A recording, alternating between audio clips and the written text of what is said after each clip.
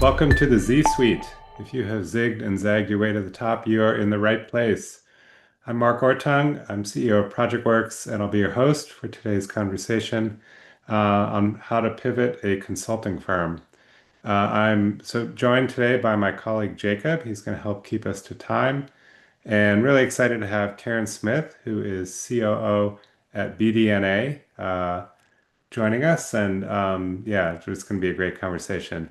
bdna is an Australian consultancy that brings human expertise and cutting edge technology together to improve society. Um, Karyn, I think as we chatted earlier, you said change feels less like flying first class and more like going on a safari. I'd love to understand your take. What happens to consulting firms as they treat change as optional? They don't really embrace it.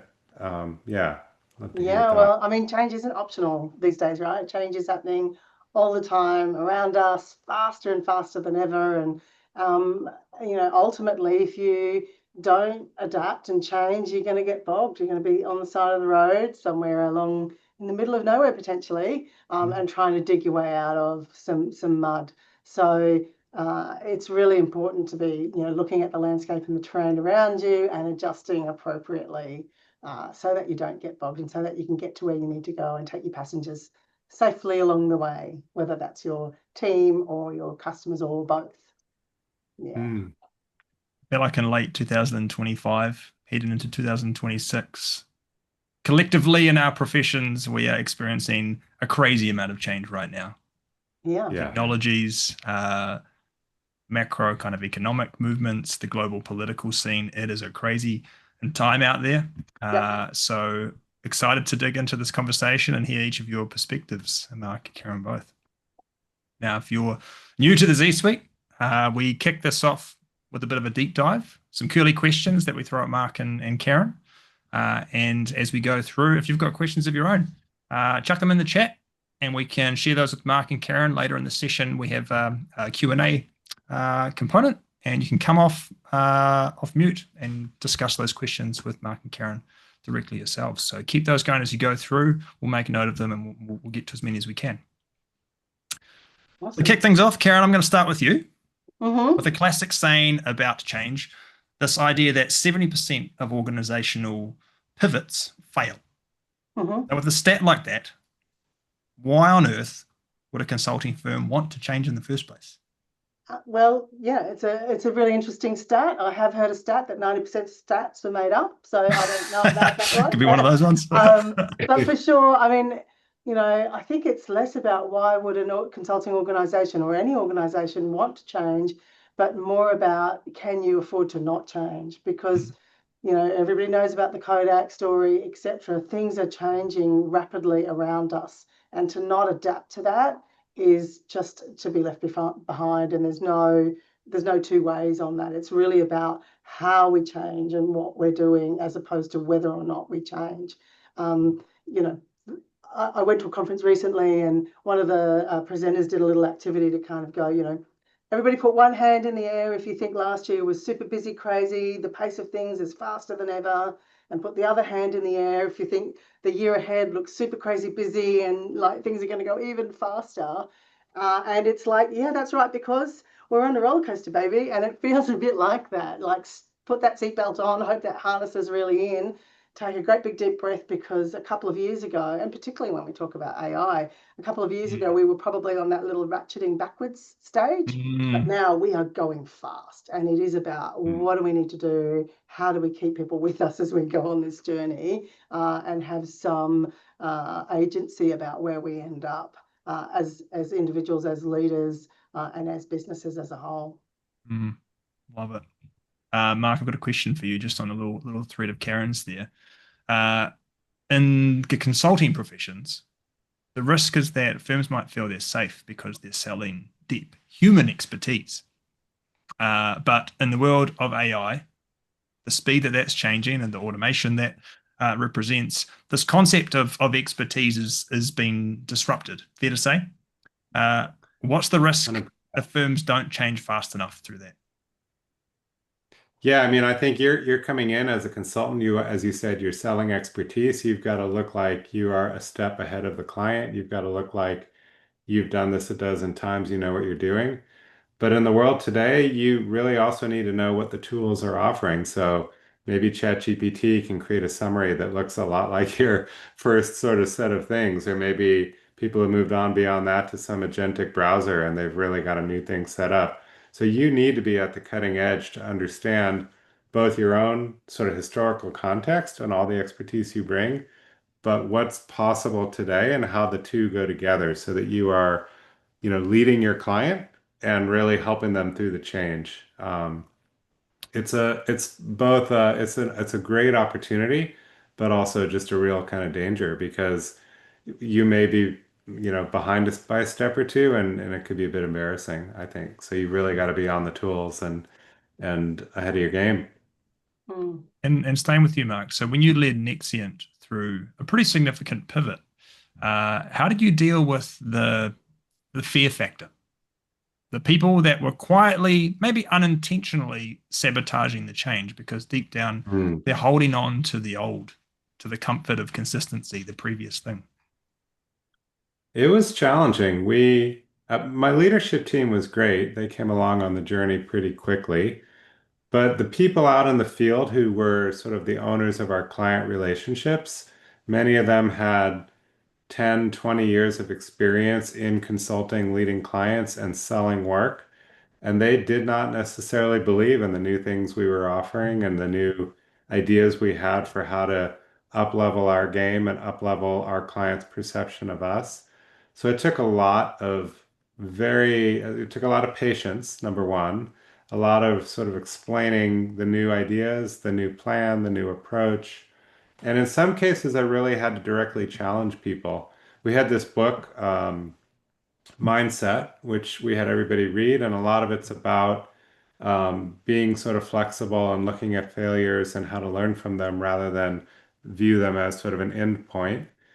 And I really had to push on people like, have you read this book? Are you really ready for the change? And there were one or two people that really had not and were not ready for the change. And I just had to spend a lot of time with them. We Mm. got there, but it was quite challenging, actually. Mm. As one of the people you have since given that book to, uh, I can testify to the fact that it's really helpful as like giving a team of people a common way of thinking about this thing that we're going through. Mm. And it brings people together and you have a vocabulary for talking about the challenges and the opportunity through it. Mm. Yeah. Karyn, back to you. A question about leaders specifically. I think in leadership, what we often can fall into is this idea that we want certainty before committing to something, or as close Mhm. as we can get to it. But in practice, certainty is just a myth. It never exists. So, Yeah. how do you convince people, particularly in leadership, to take a leap when the market is moving fast before they feel ready or before the market actually makes the choice for them? Yeah. And it's an interesting thing. It is a time of great change, but actually, we've been through times of great change before. And so there are lessons and things that we can take from that. And we know, that a plan never survives contact with, action or reality or whatever there's an army phrase around that, I know. But it is about, well, there's stuff that we know that we don't know, and there's a whole lot of stuff that we don't even know that we don't know yet, but Mm, it'll come up along the way. But what we can do and do know is how to stay together as a team, how to work together, how to communicate, how to trust. What are the things that we're going to lay along that path so that we can stay in check, so we can apply some agile principles around taking the next step, stop, check, what did we learn, and learn our way through this period of great change, but learn together and do it in short increments so that we're not going to end up all the way down a dark alley or a path that we don't want to be. So we can provide certainty in how we're going to communicate, how we're going to assess whether we're on track or not, and start to really do those things, demonstrate it, to bring everyone together, even though the environment might be, have a whole lot of unknowns in it. What is known is who we are and how we communicate. mm. I love that idea of starting with that. What do you know? What do you Mm, consciously yeah, not know? What are you aware of that you don't know?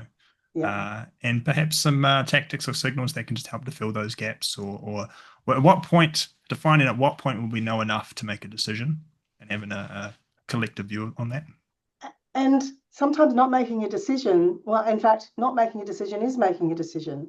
And that can often, and I think I've read it somewhere, and I'm sure there's a statistic that, in fact, when people look back, one of the biggest learns is we should have done this sooner. So the delaying and making of decisions can be as much of an issue. So what, safe steps can we take before we're not leaping wildly, but we can still progress and move consciously rather than wait for all of the information, which is not going to come until it's way too late. So, making progress is really important and bringing people with you as you do that. A question for both of you, Mark and Karyn. Let's picture me as a CEO of a consulting firm, and I know that come 2026, January next year, my business needs to go through a significant pivot. What's the one thing that's going to make me most likely to succeed? And then the one thing that's most likely to trip me up? It's the same thing. Go on. People. It's your people, your teams, right? That's where success always comes from, in how we lead them, how we bring them together, how we surround ourselves with the best possible people and let them loose with all of their wonderful capability, but also failing to do that is going to be, and the ones that are nervous, right? That's going to be the biggest challenge, making sure that you're bringing people along, showing them the path that, we're taking safely. That's going to be the challenge. It's always going to be the challenge. The tech we can work out. Tech is tech, right? And it's about learning, and we can do that, and especially when you're surrounded by smart people. But bringing people along, making them feel engaged, safe, all of those things, that's the difference maker in my world, in the world according to Karyn. How's that played out for you, Mark? What's been the difference between bringing a team on the journey for them to feel confident and secure, and perhaps when it hasn't worked so well? Yeah, what I was going to say, it's similar, different wording, but maybe landing in a similar place. So, what's the one thing that'll make you succeed? I think is test. So, in creating a new consulting offering or a new positioning for your consulting firm, the awesome thing is you can put together a deck or you can put together a presentation and go find some prospective customers and some current clients and just try it. Just give the pitch and see what they say, right? So like you can figure out if your pivoting is working or not just through that. And in my experience, it took a lot of iteration to really get to where the pivot was going to work. And then the one thing that will trip you up, I was going to say not reading the room, which is quite similar to Karyn's answer, in that look around the room for your team in particular and like, are they on the journey? Are they bought in? Or are they like, I'm going to kind of like sit back and just see how this goes, like let Mark go pitch his crazy idea. And if, we'll see how he does. Like, or are they actually like helping and in the boat with you?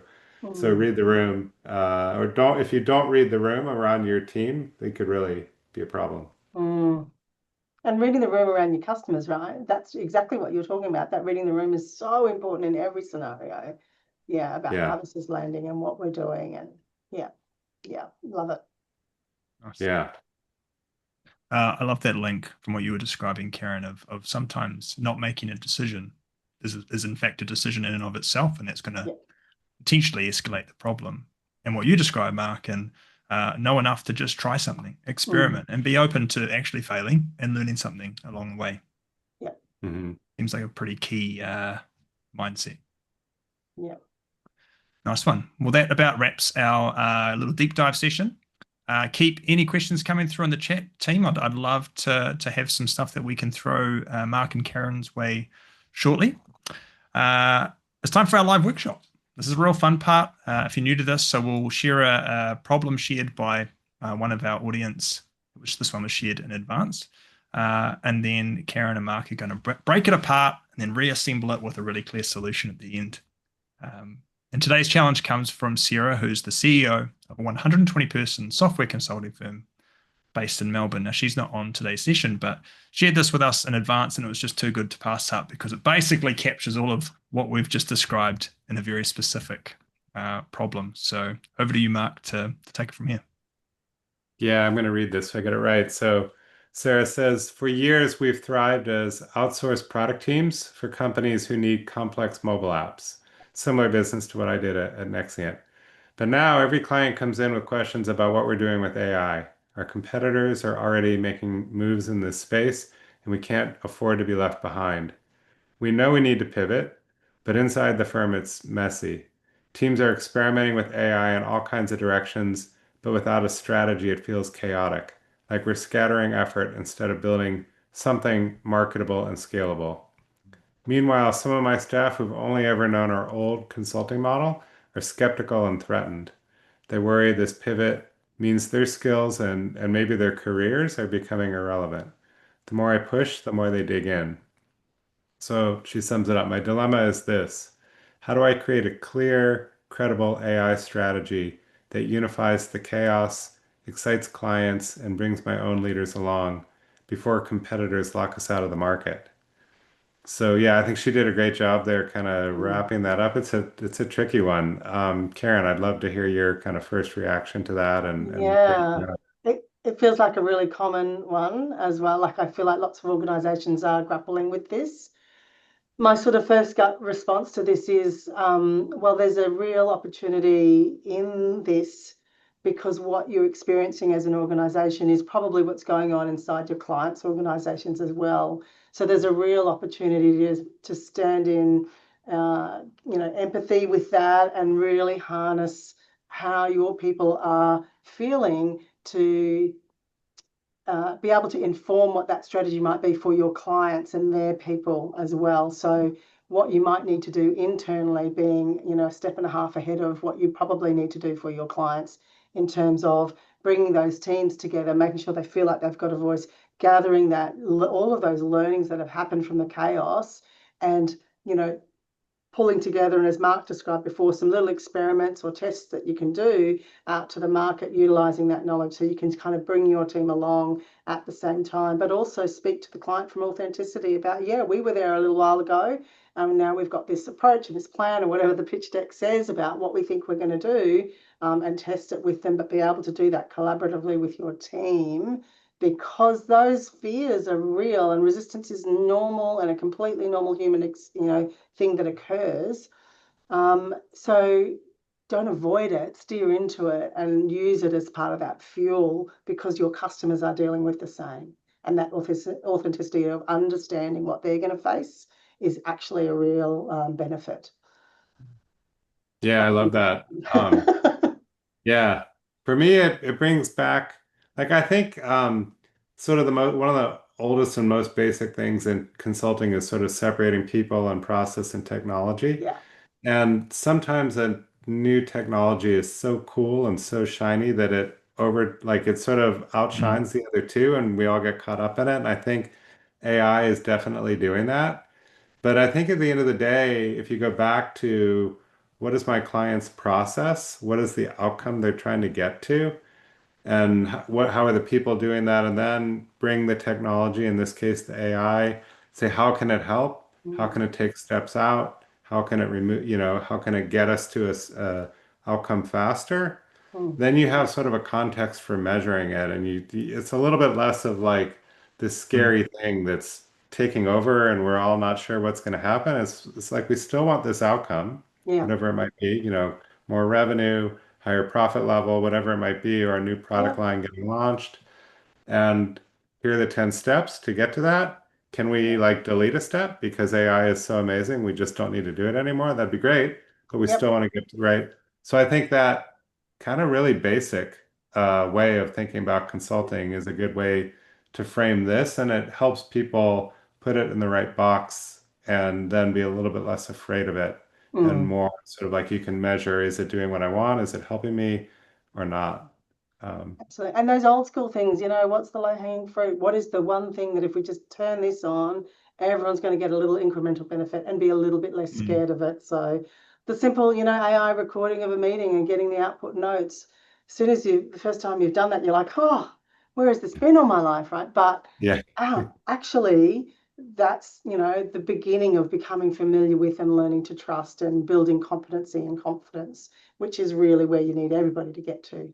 Mhm. So, some of those things, skills that your consultants have are still really relevant, because they know how to look out for that stuff, because that's what they do every day. But showing them that, in this scenario too, that is important. And, that's part of the journey of where are we now, where are we going, and how do I help you feel connected to that and feel capable of making that step as well.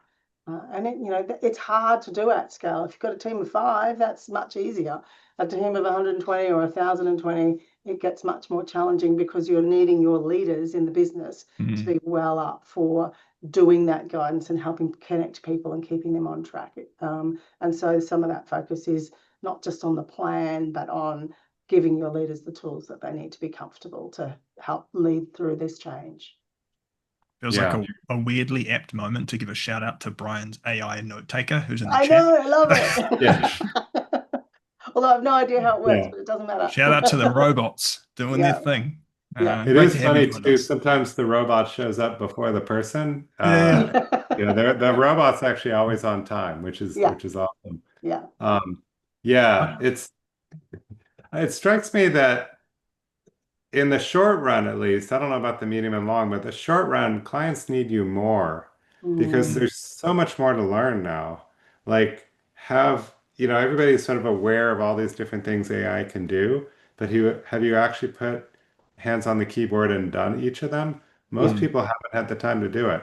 And so if you've done some vibe coding of a new app and you've got agents set up and you've really figured out how to write amazing prompts, more than likely you're going to be able to share that knowledge with your client and really help them through this transition. So I think is what you were saying earlier, Karyn, like lean into it, get your team to lean into it, and more than likely you're going to be ahead of where your client is and able to add even more value by doing that. I think that kind of thing is really critical here. It feels like one of the assets that CRO has, which I think is common for a lot of firms these days, is this experimentation that's happening already. The challenge that she describes, though, is like how does she channel that towards something that's more strategic than just experimentation for experimentation's sake? How do you think about that, Mark and Karyn? Is there a way that could be applied in a more thoughtful way to get her or other consulting leaders towards something that's more ownable and defensible as a value proposition? My first reaction to that question, Jacob, is really about, in any community building, beginning of a community building exercise, and this is what we're building is that capability community, right? Okay, so what have people learned and what are we needing to do, but also what do we need as an organization, and these people that are the early adopters and that are ahead of us, we have to make sure we're really empowering them to be part of this as well. So I think there's elements of encourage and celebrate and highlight. It's the same things in some ways, but putting a real spotlight on what people are doing in that space. When you've got a team member or, sometimes it'll be the youngest member of the team that's actually got streets ahead of everybody else. And sometimes it's not who you expect. So not making assumptions, but really inviting into that conversation so people can learn and listen in a safe way, but also, feel able to step up and celebrating those people that have to coach and teach others, and using that momentum that gets built to become a capability, in fact, for your organization. I really like the way you're thinking about it, because a lot of times as a consultant, you come in and you feel like I need to give the answer, but really what you need is to get your client to the right place. And if there's somebody on the team that's a superstar, they should be making a giant contribution to getting the client to the right place, right? And you're sort of helping orchestrate and conduct this group. And so it's back to reading the room. Like, who do you have in the group? Where do they start? Are they at the same level? Or are they on wildly different levels? And like, how am I going to get them all to some result that we've agreed we're trying to get to? Yeah. I would say we're being the tour leader. It's not our tour. We're trying to get them from A to B, right? And sometimes that road is paved and we know how to do it because it's a CRM that we've implemented a squillion times. And sometimes we're truly off-road and we're needing to go a little bit, more carefully and checking our path as we go. But we've still got to keep going. Otherwise, if you stop in that soft sand, you're going to get stuck. Yeah. It also feels like part of the unique challenge in this scenario is the rate at which AI is moving and competitors, and Mhm. the feeling that leaders will have to need to make decisions really quickly. It comes back to our discussion earlier, the questions that we discussed around like experimentation and moving forward. Like how do you as a leader manage that, the pressure of needing to move really fast when the world around you and your competitors are moving seemingly faster, while taking the time that you just mentioned, Karyn, to make sure you get some key things right? I feel like they're competing forces here. There are, and there's a little bit of, no, don't believe everything you see on social media.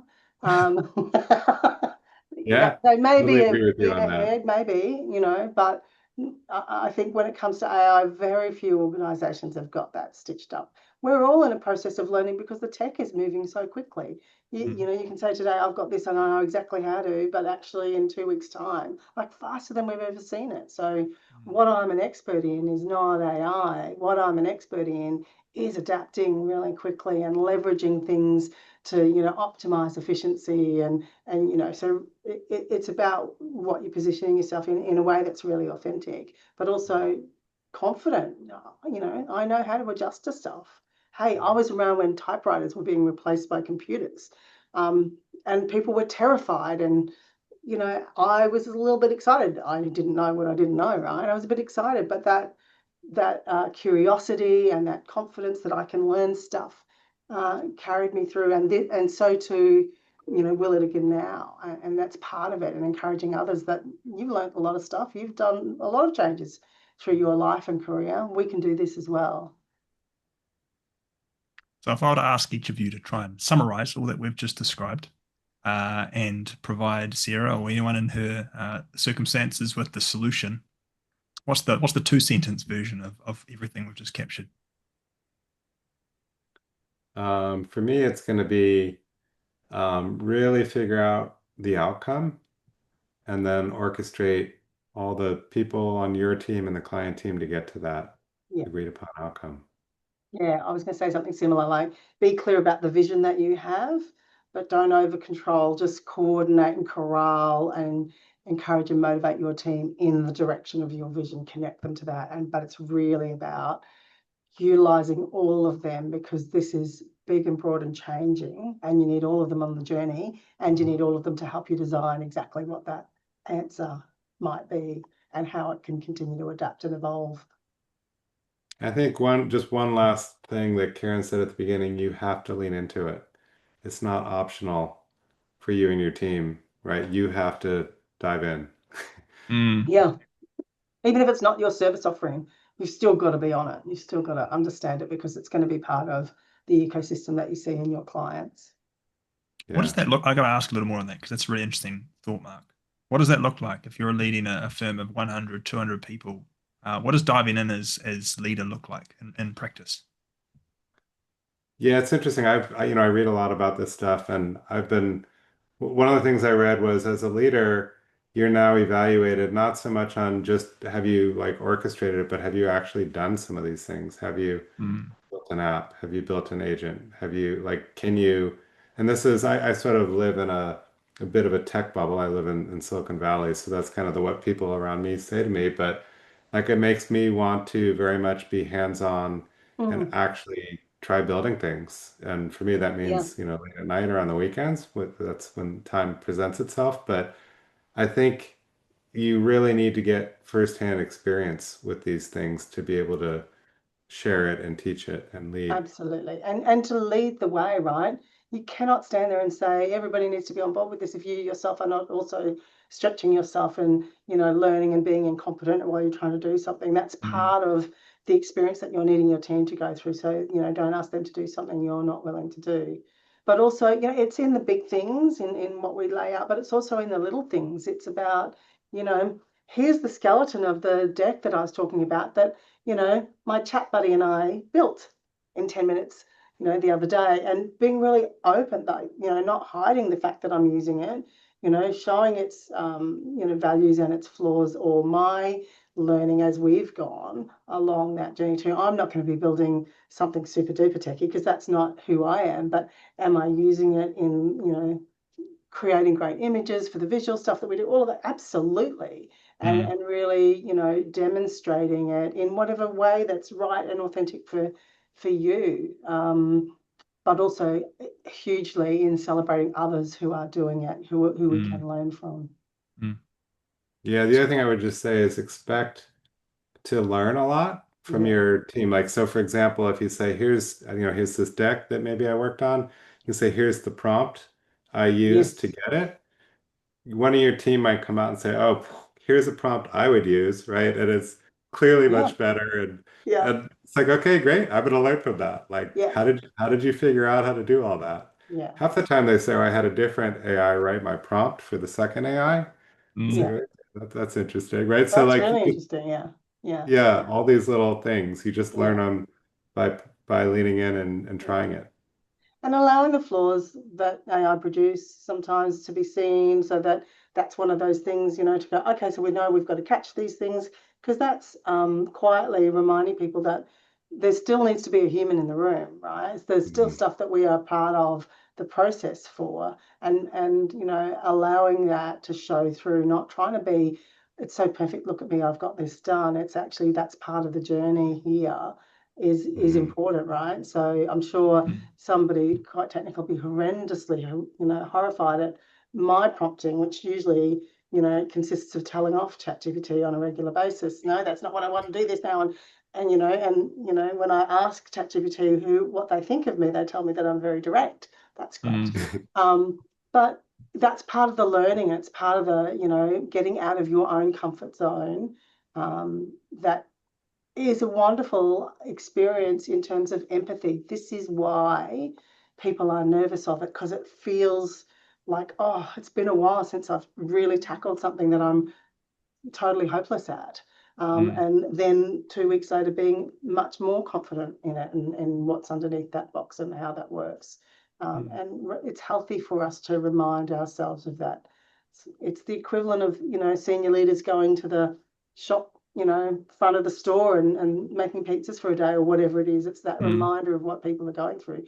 This is an opportunity for all of us to remember what it's like to have to be learning from scratch something. And that's a mm. really rich thing from a learning experience. Yeah, I very like well what you said. describe, Mark, often like taking it out of context, if that's playing around on the weekend, or a lot of my own journey with AI tools is just experimenting with stuff that isn't work stuff.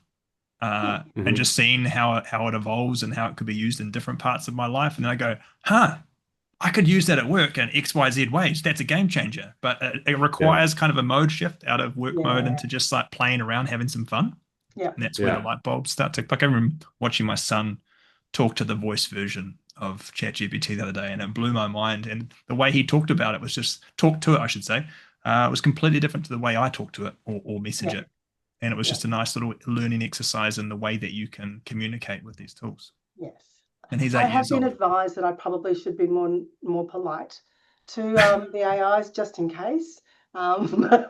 Anyway, Sam Altman says being polite costs money because every token, and yeah, at the scale of whatever 700 million users a week, if we all say please and thank you, that's a lot of tokens it's eating up. So it's a lot it's of true. electricity. So just be direct. You're Yeah. good. You're all good.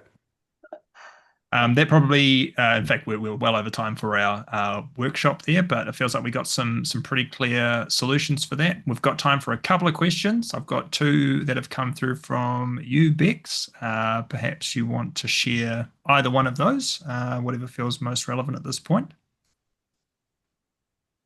Hey guys, Bex here. Thanks for such a good conversation. That like reminder of being a beginner again, which feels so uncomfortable. It's so good.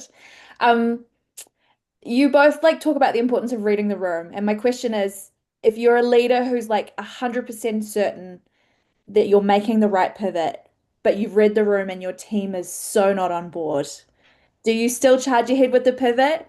Do you back away? Do you kind of do the work of bringing a whole team of cynics on a really painful journey? Like, just be curious around, like, when you read the room and they're not there with you, what do you do? Yeah, I had a client once that her take on this kind of question was, I have not done a good enough job explaining it yet. And so I thought that was a good perspective because Mm, ultimately you're trying to articulate where you're heading and both to the team and to the client and to everyone else. And so if your team is not on board, you have not done a good enough job articulating it. Try And we again. might be asking why. Have I missed something? Because I'm trying to make sure we're all are hiring the very best talent we can get and they're fabulous. If the whole room is like, no, I don't get it, then there's got, like, have I missed a trick here? So I'd be really digging in to go, okay, well then we know we've got to do what's missing, unpack that for me, and really challenging them on, well, why, if not this, then what and why?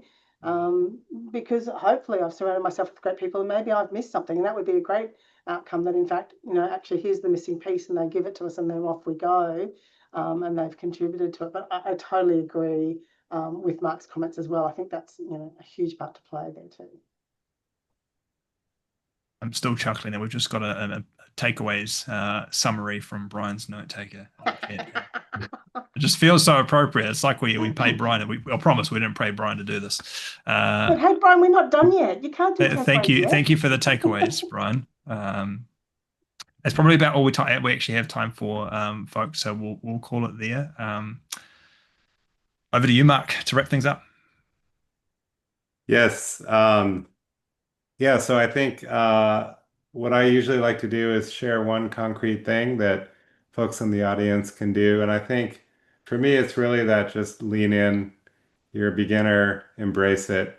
It's going to be embarrassing at moments. You're going to have moments where you just don't really understand what's happening, but just power through it. That's kind of my take. Karyn, what's your one thing? I used to work with a leader who used to talk about the stress moment of being the adult in the room trying to program the VCR in front of the 10-year-olds waiting for you. And it feels a bit like a return to that. So I feel like, actually, for those of us that have been around that are probably, to generalize, a little bit more nervous, actually, we have done this before and we can do this again. And it is about really relying on that skill and that knowledge of those that are, the early adopters and technical, youth that have grown up with more of this, utilizing that, embracing it. Just because you've been around longer doesn't mean you know more. Everybody's got a voice here. Yeah. Yeah. Well, I think great conversation. Thank you, Karyn, for joining us. I've really enjoyed having you. And thank you, as always, Jacob. Let me just say to everybody, we'll see you in 2 weeks. My guest next time will be CEO of Astraca, Vicky Papa, and she and I are going to work on talk about building an internal talent pipeline. She worked with me at Nexient, and we promoted her 3 times. So she's just one of those people that stands out, and I'm really excited for that conversation. So until then, keep zigging and zagging, and we'll see you in a couple weeks. Thank you.